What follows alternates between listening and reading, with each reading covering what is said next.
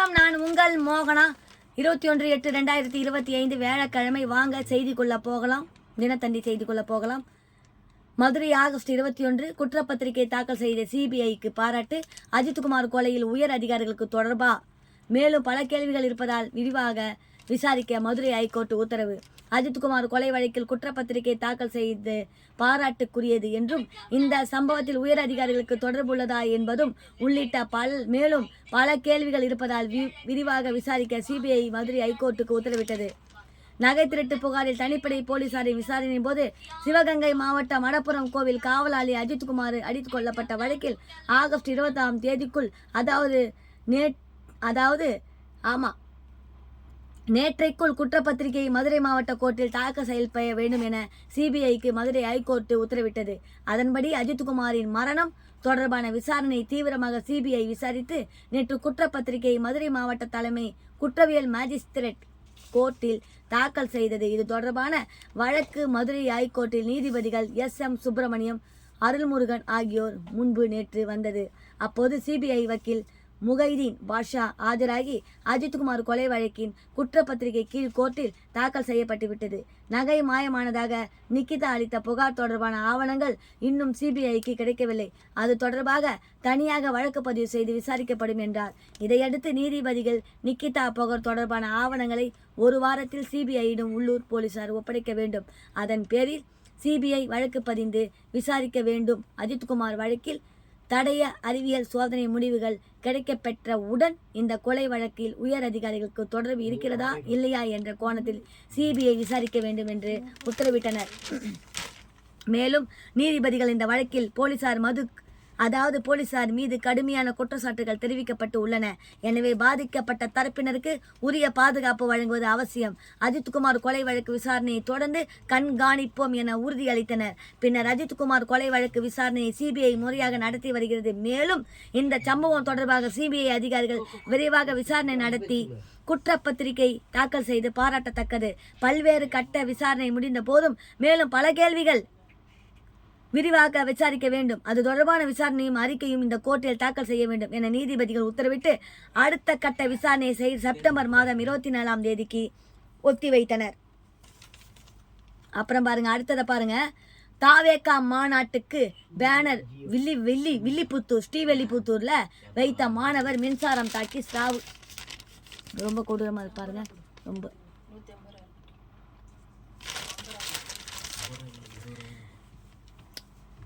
Srivilliputhur August 21 Virudhunagar மாவட்டம் ஸ்ரீவில்லிபுத்தூர் அருகே இனாம் கரி சால்குளம் பகுதியை சேர்ந்தவர் கலியப்பன்.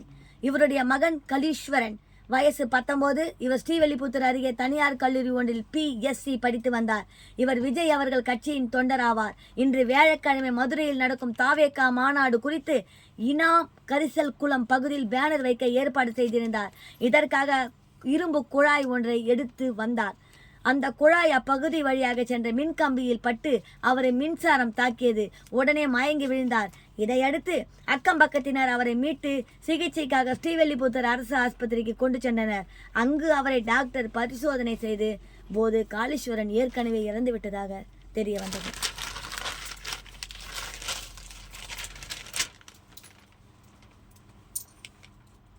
அடுத்தது பார்க்கலாம், பாருங்க. புதுடெல்லியில ராஜீவ்காந்தி அவர்கள் படத்துக்கு மரியாதை செலுத்திய தலைவர்கள் நாடாளுமன்றத்தில். இங்க பாருங்க,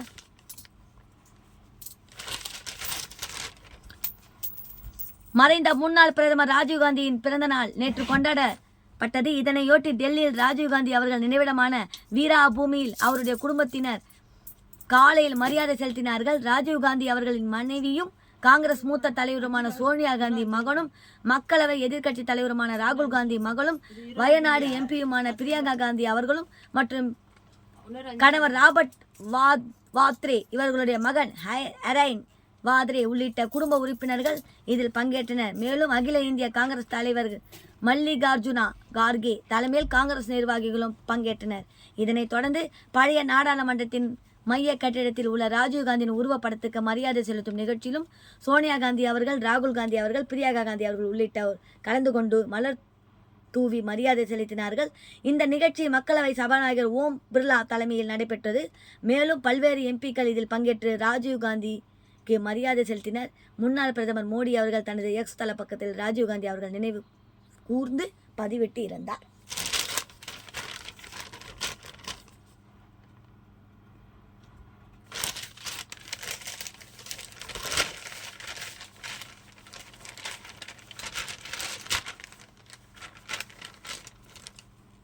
அடுத்த நியூஸ் பார்க்கலாம். ராணிப்பேட்டை ஆகஸ்ட் 21 அதிமுக ஆட்சிக்கு வந்ததும் மணமகனுக்கு பட்டி வேட்டி மணமகளுக்கு பட்டுச்சேலை எடப்பாடி பழனிசாமி அவர்கள் வாக்குறுதி. அதிமுக ஆட்சி அமைந்ததும் மணமகனுக்கு பட்டு வேட்டி பணமகளுக்கு பட்டு சேலை வழங்கப்படும் என்று எடப்பாடி பழனிசாமி அவர்கள் கூறினர்.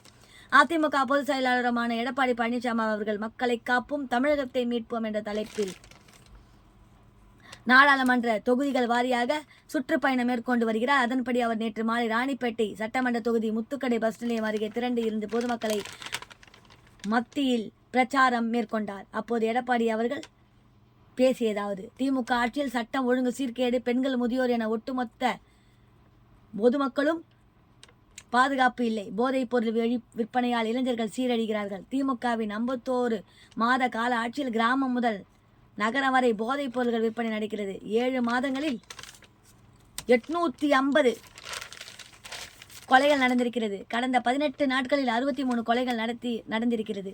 திமுகவை அகற்றுவதற்காக பாஜனதாவுடன் கூட்டணி சேர்ந்திருக்கிறோம். மு.க. ஸ்டாலின் அவர்கள் இதை அப்படியே மாற்றி நான் மதவாத கட்சிக்கு அடிமையாகிவிட்டதாக கூறுகிறார். சிறுபான்மை மக்களுக்கு பாதுகாப்பாக இருக்கும் அரசு அதிமுக தான். அதிமுக ஆட்சி அமைந்தவுடன் மேல் விசாரத்தில் பாதிக்கப்பட்டுள்ளனர். இஸ்லாமியர்களுக்கு தனியாக இடஒதுக்கீடு, வீடுகள் கட்டி கொடுக்கப்படும். இந்தியாவிலே கடன் வாங்குவதில் தமிழக முதலமைச்சர் என்ற பெருமை ஸ்டாலினை சேரும். 5 ஆண்டுகளில் 5,38,000 கோடி கடன். மக்கள் மீது கடனை சுமத்தி அரசு தொடர வேண்டுமா? ஏற்கனவே வரிகளையெல்லாம் உயர்த்தி விட்டார்கள், மின் கட்டணத்தையும் உயர்த்தி விட்டார்கள். அதிமுக ஆட்சி அமைந்தும் தீபாவளி தோறும் பெண்களுக்கு சேலை வழங்கப்படும். தாலிக்கு தங்கம் திட்டம் மீண்டும் தொடரும். மணமகனுக்கு பட்டு வேட்டி மணமகளுக்கு பட்டு சேலை கொடுக்கப்படும் என்று இவ்வாறு கூறினார். அடுத்த நிகழ்ச்சி பார்க்கலாம். தொட்டில் தூங்கிக் கொண்டிருந்த, அதாவது திருவரூரில் ஆகஸ்ட் 21 தொட்டிலில் தூங்கிக் கொண்டிருந்த 2 வயது குழந்தையை கொடூரமாக கடித்த நாய். காப்பாற்ற முயன்ற பாட்டியும் காயம். திருவாரூர் மாவட்டம் மேல் கொண்டாழியை சேர்ந்தவர் அபுதாகிர் வயது 30. இவர் வெளிநாட்டில் வேலை பார்த்து வருகிறார். இவருடைய மனைவி சுல்தான் பிவி, இவர்களுடைய 2 வயது குழந்தை அஜ்மல் பாட்ஷா. சுல்தான் பிவியின் தாயான் மல்லிகா பிவி 50 மகளுடன் வசித்து வருகிறார். நேற்று காலை சுல்தான் பிவி வெளியில் சென்றிருந்தார். வீட்டில் மல்லிகா பிவி இருந்தார். குழந்தை அஜ்மல் பாட்ஷா தொட்டிலில் தூங்கிக் கொண்டிருந்தார்.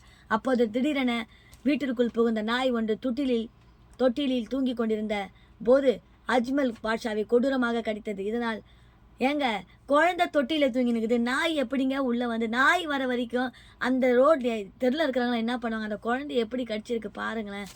இந்த எவ்வளோண்டு குழந்தை, அது எப்படி தாங்கும்? என்னங்க இப்படிலாம் பாருங்களேன். அப்போது வீட்டிற்குள் புகுந்த, அதாவது அஜ்மல் பாட்ஷா தொட்டிலில் தூங்கி கொண்டிருந்தார்.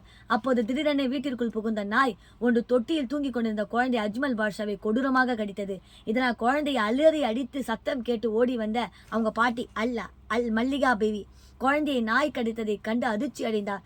குழந்தையை காப்பாற்ற முயன்று விரட்டிய போது அந்த நாய் மல்லிகா பேவியும் கடித்து விட்டு அங்கிருந்து ஓடிவிட்டது. நாய் கடித்ததில் தலை, வாய், கை உள்பட பல இடங்களில் பலத்த காயமடைந்த அஜ்மல் பாட்ஷா மற்றும் காயமடைந்த மல்லிகா பிவி இருவரும் திருவாரூர் அரசு ஆஸ்பத்திரி, அதாவது அவங்க அப்பா ஃபாரின்ல வேலை பார்க்குறாரு, அந்த குழந்தையுடைய அப்பா, அம்மா எங்கேயோ வெளியே போயிருக்காங்க. அந்த அம்மாவை கிட்ட தான் அந்த குழந்தைய ஒப்படைச்சிட்டு போயிருக்காங்க. என்ன பதில் சொல்லுவாங்க பாருங்க. அரசு ஆஸ்பத்திரியில் தீவிர சிகிச்சை பிரிவில் அனுமதிக்கப்பட்டு சிகிச்சை பெற்று வருகிறார்கள். என்னன்னு தெரியலங்க.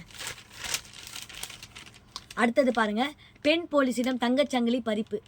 திருவண்ணாமலை ஆகஸ்ட் 21 திருவண்ணாமலை மாவட்டம் பாடகம் பகுதியை சேர்ந்தவர் கலையரசி, வயது 28. இவர் திருவண்ணாமலை ஆயுதப்படையில் போலீசார் பணியாற்றி வருகிறார். இவருக்கு திருமணமாகி திருவண்ணாமலை வேங்கிக்கால் காவலர் குடியிருப்பில் வசித்து வருகிறார். இவர் விடுமுறையில் பாடகம் கிராமத்தில் உள்ள தாயார் வீட்டுக்கு சென்றுவிட்டு நேற்று முன்தினம் திருவண்ணாமலைக்கு முப்பைட்டில் வந்து கொண்டிருந்தார். திருவண்ணாமலை வேலூர் சபையில் அவர் போயினுக்கிறார். திருவண்ணாமலை வேலூர் சாலையில் புரட்சி நகர் அருகே வந்தபோது பின்னால் மோட்டார் சைக்கிளில் வந்த 2 மர்ம நபர்கள் திடீரென கலையரசி கழுத்தில் கிடந்த 1 பவுன் தங்க சங்கிலை பறித்து கொண்டு மின்னல் வேகத்தில் சென்று விட்டார். இது குறித்து கலையரசி திருவண்ணாமலை போலீஸ் ஆமா, திருவண்ணாமலை போலீசில் புகார் அளித்தார். அடுத்தது பாருங்க, விருதுநகர் ஆகஸ்ட் 21. 2 மகள்களுடன் ரயில் முன் பாய்ந்து பெண் தற்கொலை, வறுமையால் உயிரை மாய்த்தனர். மாற்றுத்திறனாளிகளான 2 மகள்களுடன் ரயில் முன் பாய்ந்து பெண் தற்கொலை செய்து கொண்டார். விருதுநகர் அருகே பட்டம்புதூர் தண்டவாளத்தில் நேற்று பிற்பகலில் பெண்கள் உடல் சிதறி பலியாகி கிடப்பதாக விருதுநகர் ரயில்வே போலீசாருக்கு தகவல் வந்தது. இதையடுத்து சம்பவ இடத்திற்கு போலீசார் விரைந்தனர். அங்கு அவர்கள் கண்ட காட்சி கடும் அதிர்ச்சி ஏற்படுத்துவதாக இருந்தது. எளிதில் அடையாளம் காண முடியாத வகையில் உடல்கள் துண்டாகி அங்கேயே தொங்கி வீசப்பட்டு கிடந்தன. அவற்றை ரயில்வே போலீசார் சேகரித்த நிலையில் இச்சம்பவம் குறித்து சம்பவ இடத்திற்கு அப்பகுதி பலர் திரண்டனர். திருவனந்தபுரத்தில் இருந்து திருச்சி சென்ற இன்டர்சிட்டி எக்ஸ்பிரஸ் ரயில் முன்பு பாய்ந்து இந்த 3 பெண்களும் தற்கொலை செய்திருக்கலாம் என தெரிய வந்தது. பின்னர் போலீசார் விசாரணையில் தெரிய வந்த விவரம் வருமாறு: பட்டாம்புதூர் காலனியை சேர்ந்தவர் தர்மர். இவருடைய மனைவி ராஜவள்ளி, வயது 60. இவர் சிறுநகர் நோயால் அவதிப்பட்டு வந்ததாக கூறப்படுகிறது. இவர்களுடைய மகள்கள் மாரியம்மாள் 30, முத்துமாரி 27, முத்திப்பேச்சி 25. இவர்களது குடும்பம் வறுமையில் இருந்ததால் மகள்களுக்கு திருமணம் செய்து வைக்க முடியவில்லை. எனவே ராஜவள்ளி மிகவும் வருத்தம் அடைந்தார், அவங்க அம்மா. மேலும் மகள்கள் மாரியம்மாள், முத்திப்பேச்சி ஆகிய 2 பேரும் மாற்றுத்திறனாளிகள். அவர் இந்நிலையில் ராஜவள்ளி, அவருடைய மகள்கள் மாரியம்மாள், முத்திப்பேச்சி ஆகியோர் தற்கொலை செய்து கொள்ளும் விபரீத முடிவை எடுத்து பட்டாம்புதூர் தண்டவாளம் பகுதிக்கு சென்றனர். அங்கு வழியாக வந்த ரயில் முன் பாய்ந்து 3 பேரும் உடல் சிதறி உயிரிழந்ததாக தெரிய வந்துள்ளது.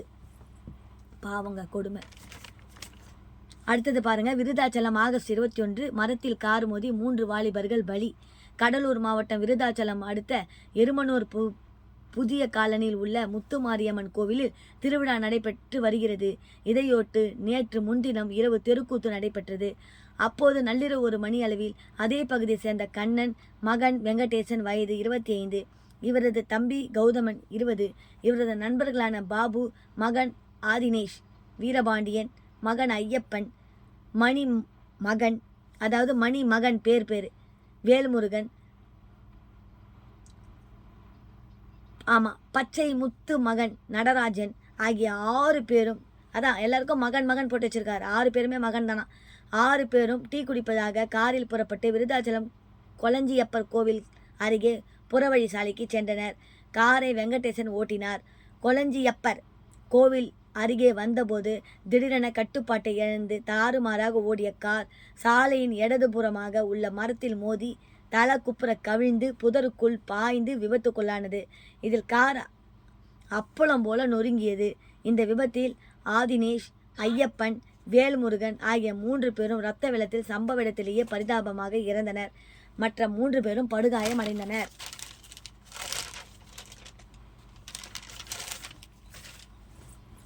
இத்துடன் இந்த செய்தி அறிக்கை முடிவடைகிறது. மேலும் வேறொரு செய்தியுடன் நான் உங்களை சந்திக்கிறேன். அதுவரை உங்களிடமிருந்து டாடா பை பை சொல்லி விடைபெறுகிறேன். உங்கள் மோகனா. நன்றி, வணக்கம்.